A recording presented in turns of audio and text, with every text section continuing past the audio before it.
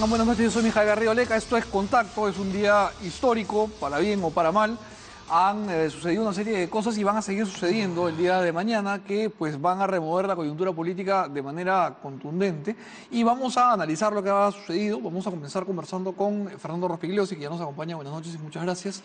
Hola, y Mijael. con el doctor Luis Solari para entender un poco la coyuntura desde sus perspectivas y luego va a estar con nosotros para hablar largo sobre el tema de este indulto anulado con el doctor Pedro Cateriano, que va desde la perspectiva constitucional a tratar de ayudarnos a entender qué es lo que ha sucedido. Y vamos a recibir una llamada también de la congresista Luz Salgado para que ella plantee la posición de su bancada en algún momento del programa. Vamos a ir coordinándolo, así que no se pueden perder ustedes en ninguna parte de esta conversación que va a estar muy interesante. Comenzamos entonces con la mesa. Buenas noches a los dos. Les digo de nuevo gracias por venir.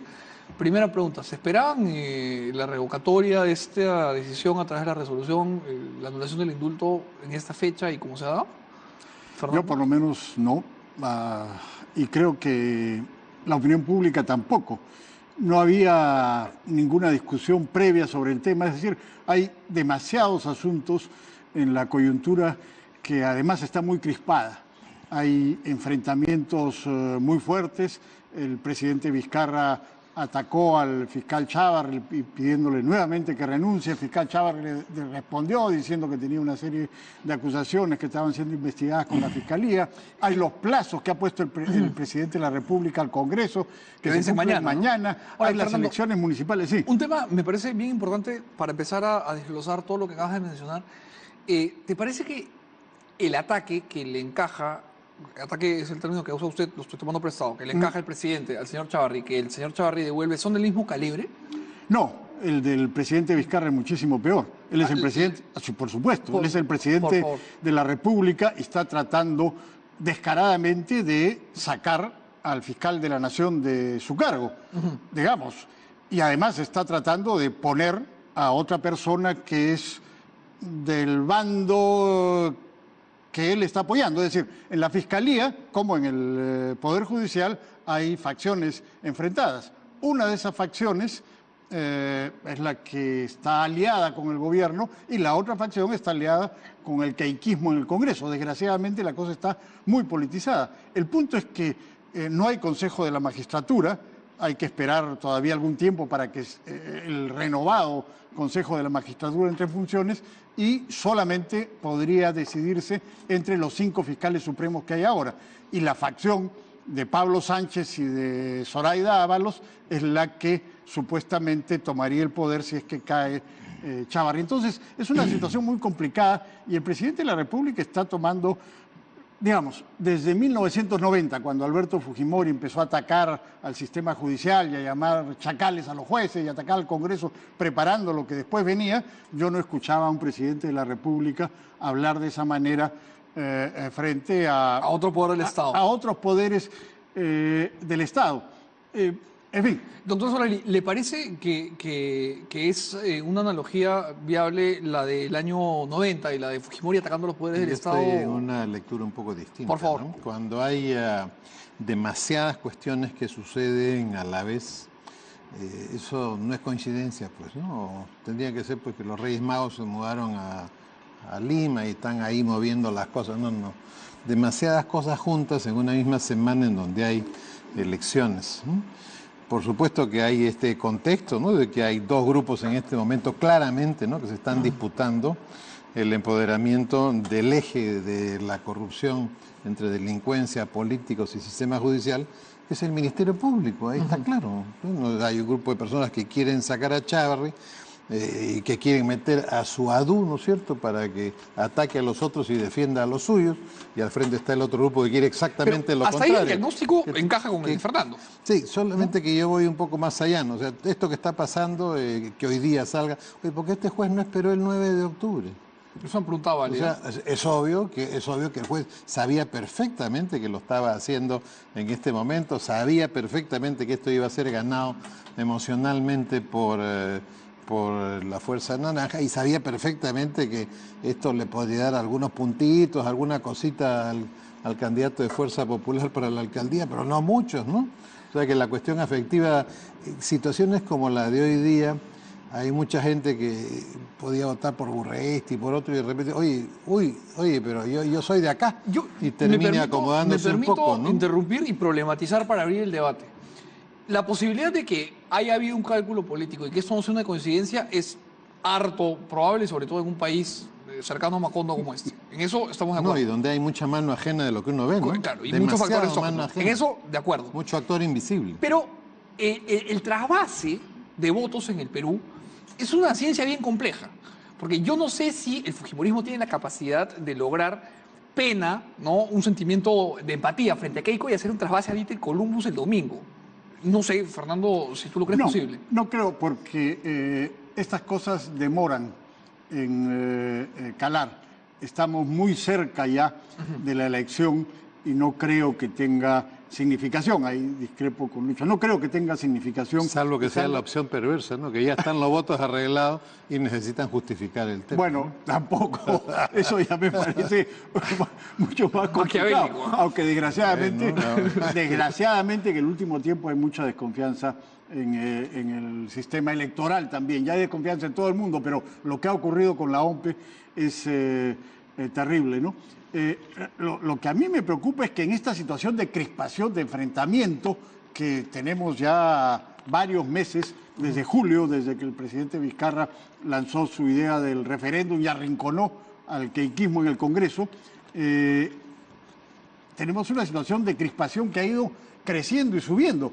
Y justo en este momento cae la revocatoria del indulto a Fujimori. Entonces, esto sin duda contribuye a crispar más la situación, encrespar los ánimos de los bandos que están enfrentados y a complicarnos mucho más la situación. Yo creo que es terrible. Ahora, yo no soy abogado, no voy a entrar a la discusión de si está bien, no he leído la sentencia del juez, pero estamos en una lectura se supone política. que el presidente de la República, o sea, es obvio que hubo un manejo político, hubo un trato político. El presidente Kuczynski canjeó los votos para evitar su vacancia en el mes de diciembre ya. Pero finalmente el presidente tiene pues la potestad de conceder el indulto a quien él determine.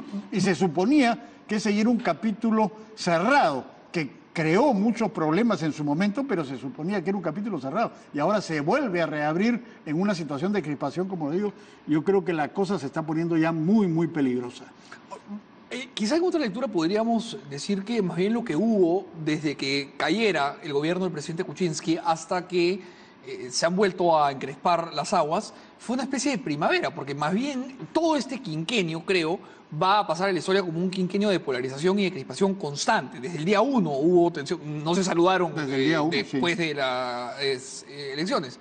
Ahora, con el doctor Cateriano vamos a entrar a ver este tema porque quizá el problema no está en el indulto como figura política, está en que se le puso el rótulo, el apellido, si queremos, de humanitario. Y ahí hay un problema que vamos a discutir. Pero ese es un problema jurídico. Vamos a lo político. La parte, digamos, del proceso del indulto, eso es una cuestión.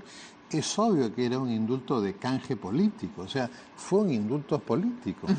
Y así fue, y así ha sido la lectura de la Corte Interamericana cuando ha dicho, oye, ustedes revisen esta cuestión si está... Y de la ciudadanía. Si está bien dada. Sí. Y ahí están los puntos esenciales de la sentencia donde se traduce de que esto fue un indulto político. Además hubo una festinación de la parte médica, que está clarísimo, como hubo igualito en el indulto del señor Cruzillá, exactamente igual. O sea, cuando alguien quiere hacer las cosas, lo mínimo pues que tenemos derecho a exigir los ciudadanos, y van a hacer una cuestión que ahí está en la tangente, ¿no? En el filo de la pared, de la hoja, oye, siquiera sean pulcros, pues, ¿no?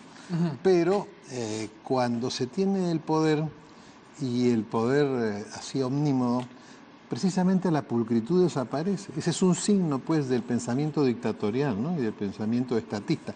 Desaparece la pulcritud, entonces, ¡ya!, a lo bestia. Y ahí está el resultado. Pero esto es muy interesante, porque una situación como esta, no sé si vieron las declaraciones del congresista Vieira ahora en la tarde, que él ha contado en un programa de entrevista, que a él lo buscan de Ulises Humala, y le dice, voy a conversar del indulto con con el presidente. Entonces conversa con el presidente y finalmente el gobierno designa a través de Vieira al contacto al hermano, al hermano que está en la Universidad de Ingeniería. Entonces se reúne con un delegado del Fujimorismo en la tiendecita blanca y va a Vieira y se encuentra con que llega Marvito. Y Marvito le dice, oye, ¿se trata de esta cuestión? Y después de unos días le da una respuesta por teléfono y Marvita, según Vieira, le dice, el indulto no va. O sea, esta situación que ha pasado hoy día nos permite retrotraer... Marvito, para los que no lo saben, disculpa, es el esposo de Keiko Fujimori, ¿no? Entonces, esta situación es buena. O sea, aunque haya fabulación, aunque haya teoría conspirativa, que haya lo que sea, es buena porque nos permite ir develando la verdad y quitándole las máscaras a las personas que fingen cosas, que es una estrategia natural en la política y más aún cuando se tiene poder omnimo. O sea, está bien. Y esta cuestión hay que mirarla en el contexto de lo que está pasando en esta guerra de estos dos grupos en este momento a nivel del poder del Perú. Y esta guerra se va a definir en la medida de la velocidad con que los fiscales que ya están en Brasil traigan la información, ¿no es cierto? La información. Eso va a ser fundamental, sí, ¿no? porque va a afectar básicamente al grupo que quiere que salga la cabeza de la fiscalía actual, ¿no? Ahora, Pues ya ya verán. Bueno, porque ahora ya no van a preguntar sobre la plata de las campañas, ahora es plata de sobornos. Les pido un favor, vamos a hablar de la plata brasileña y cómo va a afectar esto a la política peruana, pero vamos a hacer un corte comercial y regresamos para hablar de lleno de Odebrecht. Hacemos corte, Vanesita, y regresamos.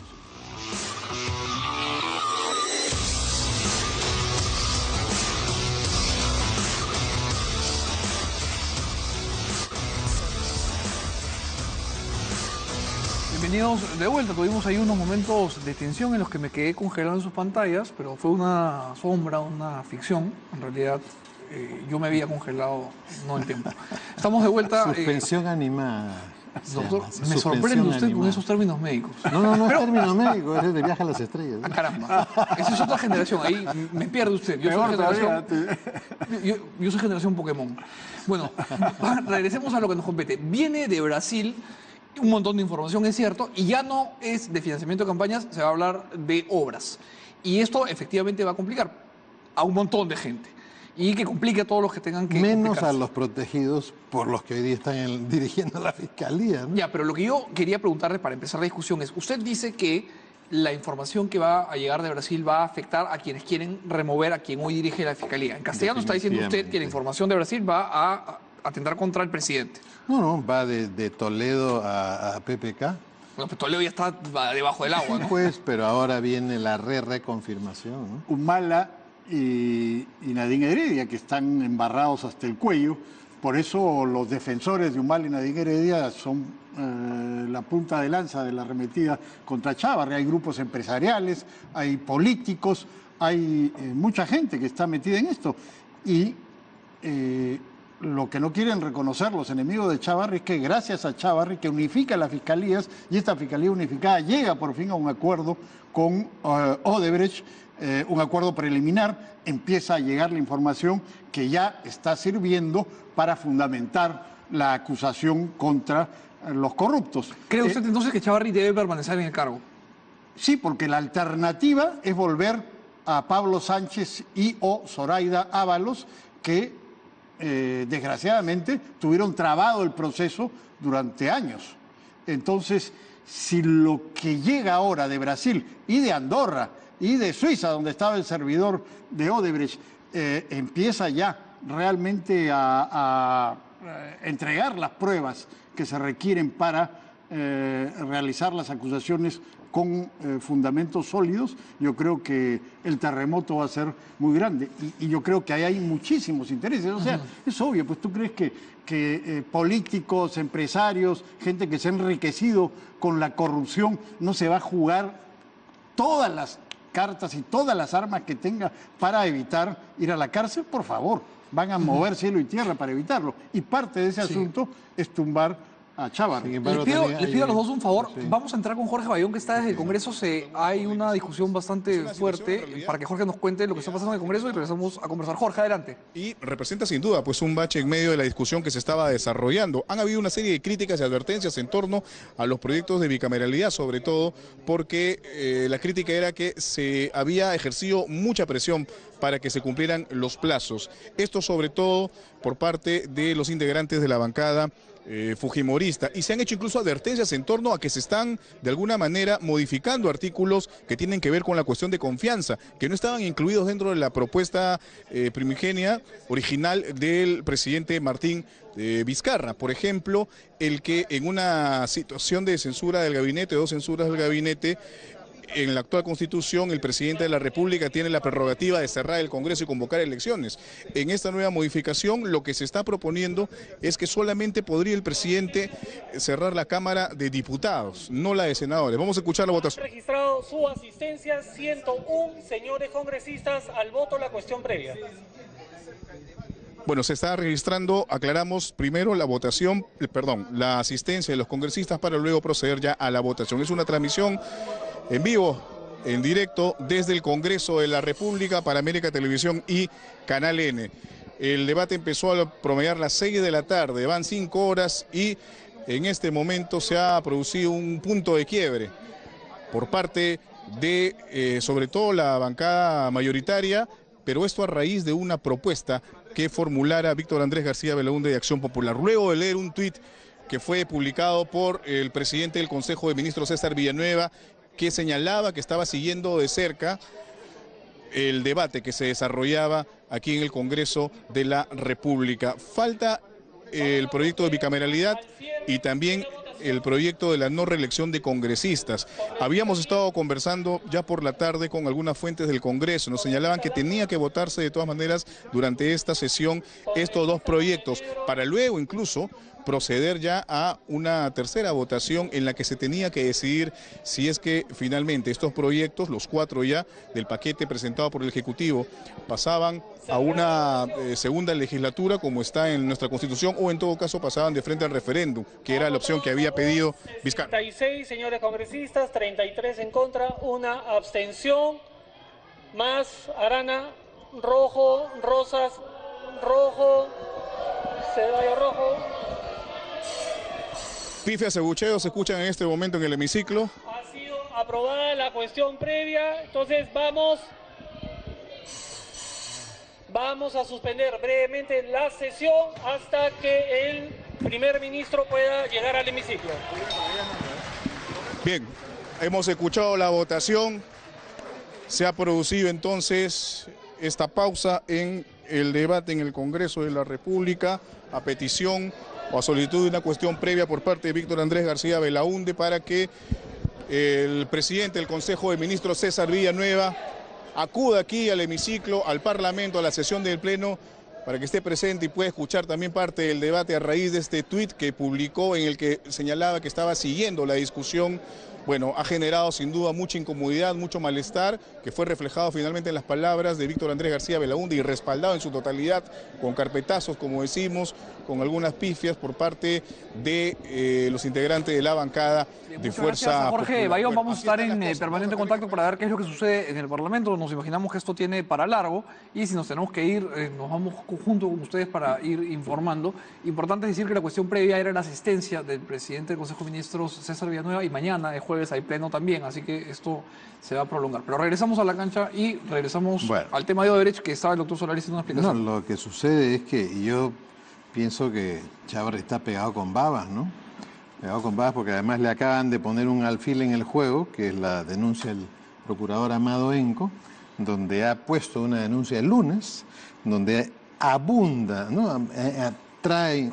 Es una denuncia muy ordenada, muy organizada, donde abundan las denuncias a todos los de los cuellos blancos, incluyendo a Chávez.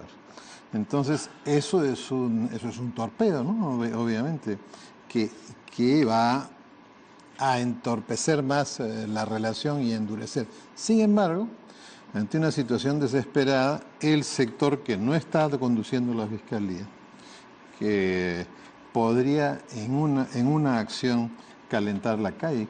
¿Qué hacen si 50 personas se encadenan a la puerta del Ministerio Público? ¿Cuántas horas va a durar el fiscal Chávarri ahí?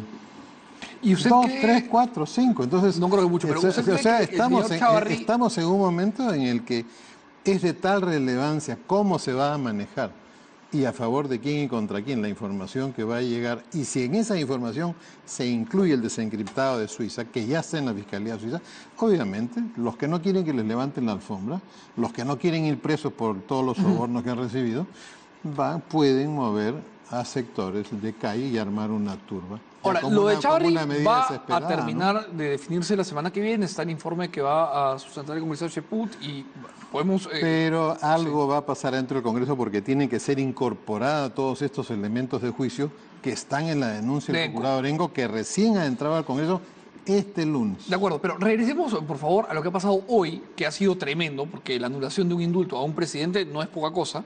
Ya habíamos visto la anulación al señor Cruciat, pero este es otro calibre. Pero ahí, ojo, fue el propio presidente de la República el que se la quitó, no fue el Poder Judicial. Esto ha sido diferente. Porque este señor se exhibía... Pero porque estaba en un supermercado en la playa, ¿no? Pero en este caso, si uno revisa la sentencia, toda la parte del análisis de la cuestión médica, uno se va a dar cuenta y decir, oye, pero ¿cómo pudieron proceder con el indulto cuando esta cuestión, oye, los informes llegaron de la Junta que tenía que ver el indulto, ni siquiera fue a ver el estado, ni siquiera visitó a la persona? Le quiero hacer una pregunta médica, cuestión... para que nos ayude desde la perspectiva médica, además usted ha sido ministro. Para que un indulto encaje dentro del rótulo humanitario, tiene que pasar efectivamente por una comisión médica que lo que tiene que cerciorarse es que es un paciente, el reo, con una enfermedad terminal y que las condiciones carcelarias están catalizando el proceso de deterioro. Y de acuerdo con la sentencia, sí, pues, eso no se dio. La cosa estuvo tan mal hecha que escogieron más mal a los especialistas. ¿Por qué? 2 especialistas eran del mismo hospital, el Hipólito Unanue. Eso no se ha dicho hasta ahora. O sea, usted no puede escoger 2 personas que trabajan juntas para examinar un indulto de esta magnitud. Y la tercera persona... ¿Por qué? Porque podría haber conflicto de intereses o colusión en las pues ideas. ahí hay amistad. ¿Qué pasa si son compañeros de trabajo? ¿Cómo va a poner a compañeros de trabajo a evaluar un indulto? No. Y lo otro era que el tercero era el médico de cabecera que había expresado opiniones a favor del indulto, ¿no? Entonces, de entrada, como dije, cuando hay este pensamiento dictatorial o estatista moderno, ¿no?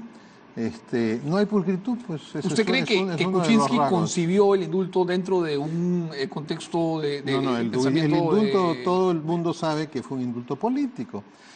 Y los audios demostraron que fue un indulto político. Y la sentencia lo dice, además. Solamente que eso ya estaba hecho, y ya estaba pues el indulto cuando reventaron los audios. Entonces, lo interesante acá es que para este proceso de la segunda, el segundo impeachment, ¿no? Lo graban, pues graban a los ministros, graban a todo el mundo, y eso es lo que termina tumbando al tema. O sea, esa cosa...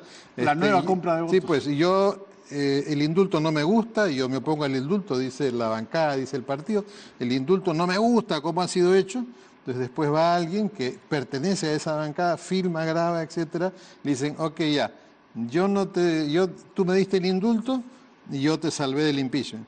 Pero ahora te vas de todas maneras, pues. Ese es el problema que nosotros tenemos, uno de los problemas que tenemos en este momento en el Perú, ¿no? Que hay esta fuerza que no se da cuenta que tiene las posibilidades de lavarse, pero no está dispuesta a lavarse, está dispuesta a mantener esta clase de conducta. Y lo segundo que me parece... ¿Esa fuerza está hablando usted de Fuerza Popular? Por supuesto.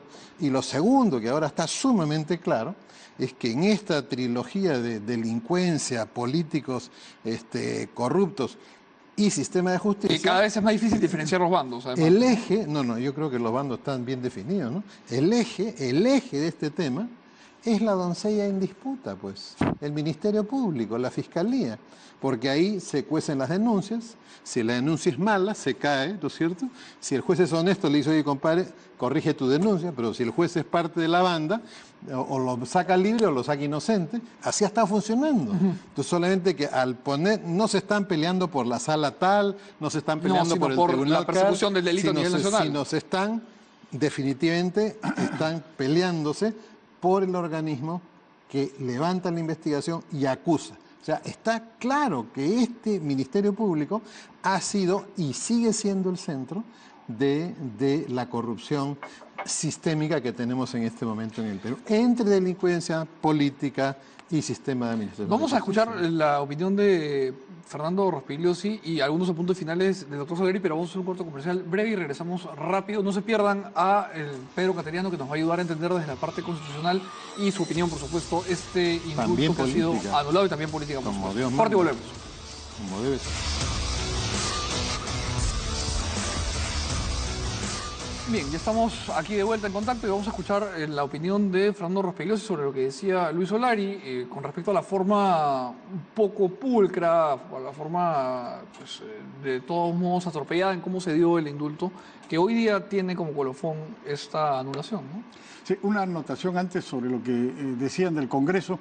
En el sistema que tenemos, que es un sistema presidencialista, pero con partes de parlamentarismo, el gobierno, el presidente de la República, debe tener la posibilidad de disolver el Congreso y convocar a nuevas elecciones como un mecanismo de defensa si le empiezan a tumbar gabinetes, como la peor experiencia fue la del primer gobierno de Belaúnde, que terminó en el golpe de Velasco hace exactamente igualito 50 años. Que con Bustamante y terminó con Modría. Entonces, porque claro, los apristas bajaban gabinetes. O sea, y se bajaban requiere gabinetes, y para bajaban que gabinetes. no suceda un desastre de esta naturaleza, tener esa posibilidad de parte del gobierno. Entonces, si están tratando de cambiarla, que de hecho ya la han cambiado en el reglamento actual del Congreso, me parece que es un error. Con la ley Mulder. No, bueno, no sé quién fue el que la planteó, pero le empezaron a restringir las posibilidades de que el Fue gobierno... una interpretación reglamento auténtica. Sí, bueno, hizo el señor Mulder. ya, yendo al tema, de la Fiscalía. De hecho, hay una acusación contra el fiscal que viene de fiscales que son adictas a Pablo Sánchez. Y la verdad es que fuera del apasionamiento que hay, no hay nada contra Chávarri. O sea, decir que estuvo... O sea, toda la acusación es que estuvo en una reunión con periodistas en la casa de Camayo. Y eso lo hace miembro de una organización criminal. Eso no tiene ni pies ni cabeza, Bueno, no pero tiene sentido. también está... Ahora, el fiscal Chávarri ha cometido una serie de errores, Está el sin tema duda. de mentir, ¿no? Está el tema, sin duda. Lo que pasa es que quien personifica la persecución del delito no es cualquier persona, no debe mentir. Por supuesto, en otras circunstancias tendría que estar afuera. Pero en estas circunstancias donde no hay Consejo de la Magistratura, no hay manera de que se le destituya. Y que la única alternativa es que entren los que tenían amarrado el proceso Lavajato, que es el más grande caso de corrupción que hemos tenido en el último tiempo, me parece que es una barbaridad pretender sacar al fiscal que ha avanzado en ese terreno y poner al fiscal que tenía trabado ese proceso. Y con una acusación, o sea, mentir, ya faltar a la ética, todo lo que tú quieras, pero la acusación de que es parte de una organización criminal no tiene ningún sustento. No sé si mañana o pasado aparecen evidencias o pruebas, pero hoy día no las hay. Antes de escuchar la opinión del doctor Solari, para ir cerrando la conversación, le planteo una duda sobre lo que acaba de decir Fernando Rospigliosi. ¿Cree usted que el señor Chávarri renunciando, o el señor Pablo Sánchez renunciando, o su facción renunciando, es la única posibilidad que tenemos? Porque hay una solución salomónica que se podría haber planteado si hubiese vocación de renuncia, que es que se vayan los dos y se acaba el problema, que suba una nueva generación de fiscales. No hay quien lo reemplace. O sea, digo, habría una nueva generación que tendría que... No puede. Porque no hay CNM. Porque no hay para que lo CNM. nombre. Y tú no puedes... ¿Quién nombra a un nuevo fiscal supremo? No hay manera. No hay manera, no hay forma. De hecho, las consultas internamente dentro de la Fiscalía no hay una vocación de diálogo ni de encuentro. El tema en este momento es absolutamente crítico. Entonces, pero ya podemos ir diciendo algunas... Tengo acá un micrófono con vida propia que se quiere ir al sótano, parece. Bueno, hay algunas conclusiones. Primero, la reversión del indulto no es culpa del fiscal, no es culpa del juez, no es culpa de la Corte, no es culpa de los deudos. Es culpa de las personas que, pudiendo haber hecho algo bien, lo hicieron pésimo. Y son los que realmente han motivado que el juez, la Corte, los deudos y todo el mundo tengan que revertirlo, porque está lleno de errores de todo tipo. O sea, los responsables son los que decidieron por razones políticas ir a un camino que además lo llenaron de piedras y de tonterías al actuar. Eso es uno. Y segundo, cuando lleguen estas cuestiones de Brasil, podría el fiscal Chávarri llegar a un momento en que, porque está pegado con baba, o sea, la mayor fuerza está al frente. O Claro. sea, de todas maneras él va a perder, pero él, yo creo que estaría dispuesto a perder como Sansón, ¿no? Jala las Jalando las cadenas columnas. y se tira Bien. del templo abajo A los dos, y que las piedras que arrasen todo con todo caiga. el mundo. Les ¿no? agradezco muchísimo por sus opiniones y por su tiempo. Un gusto, como siempre, escucharlos. Vamos a recibir una llamada de la congresista Luz Salgado para escuchar su opinión con respecto a este asunto que ha encrespado las aguas el día de hoy. Congresista, buenas noches. Buenas noches, Mijael. No he podido acompañarte personalmente porque, como tú sabes, estábamos en la votación ya final para resolver el tema de bicameralidad y no reelección, y resulta de que ha salido un tuit del ministro César Villanueva que trata de interferir en nuestras decisiones, y realmente se ha parado el congresista Víctor Andrés García Belaúnde Sí. a pedir, se ha suspendido el pleno para pedir la presencia del primer ministro y que explique aquí y nos diga qué es lo que está pasando. Si nosotros estamos trabajando para sacar las normas, ¿por qué esa interferencia? Ahora, congresista, yo le pido un favor. ¿Aló? Nosotros, ¿me escucha? Buenas noches. ¿Aló? Congresista, ¿me escucha? ¿Aló? ¿Aló? Creo que tenemos un problema Aló. con la comunicación, Vanessa. Ya, ahora sí te escucho. ¿Me escucha? No sé Sí, sí, ahora se, sí. se interrumpió la conversación. Congresista, yo le quería preguntar brevemente qué es lo que ha pasado, porque hemos visto que el señor Premier ha sido citado para que vaya al Congreso, pero no terminamos de entender por qué. El señor Víctor Andrés García Belaúnde ha pedido su presencia. ¿Nos puede explicar qué es lo que ha pasado, congresista, por favor? El señor César Villanueva ha sacado un tuit prácticamente interfiriendo nuevamente en las decisiones del Congreso, en el debate que estamos teniendo, y solicitando nuevamente de que se vea el tema de la no reelección de congresistas como si nosotros no lo fuéramos a ver. Ese es uno de los dictámenes que está en pendiente ahorita de votación. Ya hoy día, en este momento, se había acabado el rol de oradores, solamente creo faltaba uno al final, y pasábamos a empezar los votos, que son creo más de 8 votaciones, cuando hemos recibido este tuit que lo acaba de enviar y se nota pues una clara injerencia, dice... Lo tenemos él en está pantalla, siguiendo lo el tenemos en debate. pantalla, congresista, sí. Justo el Sí. tuit lo tenemos en Entonces- pantalla y este es el tuit que ha motivado pues que ustedes convoquen la presencia inmediata del señor Villanueva, que tenemos entendido está llegando. Espero que sí, y pueda dar una explicación, porque él, además de ser primer ministro, es congresista. Que no nos mande por tweet su mensaje, si quiere decir acá o tiene una preocupación, que o tome su curul y pida la palabra. Bien, congresista, le agradezco mucho por la llamada. Esto ha sido pues un cambio que no esperábamos y ustedes tampoco. Espero poder invitarla el día de mañana o la semana que viene para hablar un poco de este indulto también que ha sido anulado. No sé si nos puede adelantar una opinión breve. Sí, este es un indulto abusivo tomado por un juez provisional que sabemos que responde a quien lo nombra. Este es el mismo caso que el mal juez Ríos del Callao hacía con los provisionales. Bueno, este juez también ha sido nombrado profesamente para tomar este tema y sin pedir informe médico, sin pedir los sustentos, él ha formulado una resolución en la que se niega a ver los argumentos que presentó la defensa del presidente Fujimori. Argumentos sólidos que sobrepasan las expectativas de cualquier otra solicitud, inclusive que fueron aprobadas para darle el indulto al señor Gerardo Saravia López, por ejemplo, por diabetes, que no tenía ni 3 líneas de sustento y fue refrendado por García Sayán, por Ernesto de la Jara, que era del IDL.